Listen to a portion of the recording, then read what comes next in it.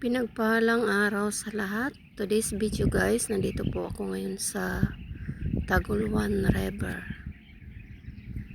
Sa sobrang init ng panahon dito sa amin, talagang bumaba ang tubig sa ilog. Yan o, nakikita na ang mga bato sa gitna ng ilog. Malaki ang kanilang pagbaba. Sobrang init ng panahon. Kasi pag tag-ulan, ang tubig ay talagang aabot dito sa bandang may gilid. Aakyat ang tubig dito sa itaas at walang makatawid na tao. Pero sa ngayon, kayang-kaya ng mga tao na tawirin ang ilog.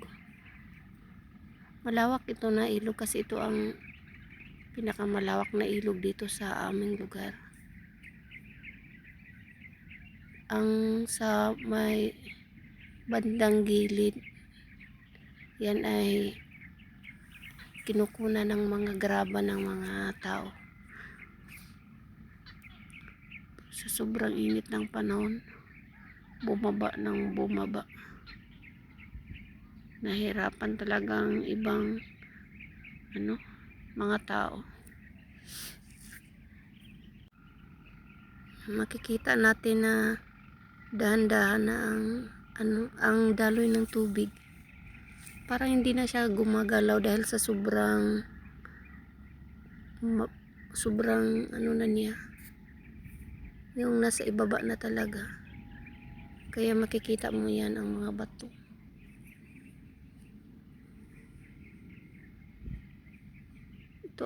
Ito ang pinakadelikado na ilog dito sa amin pag palaging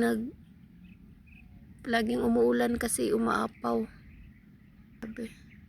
Malaki ang damage niya, pero sa ngayon bumaba talaga ang tubig.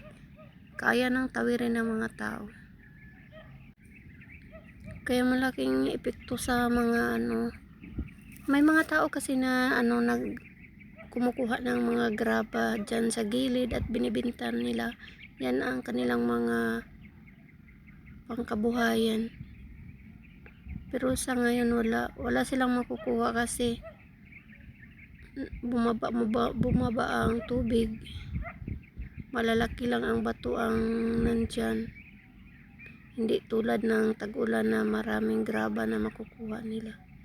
Kaya nahirapan din sila, apektado din sila kasi bumababaw na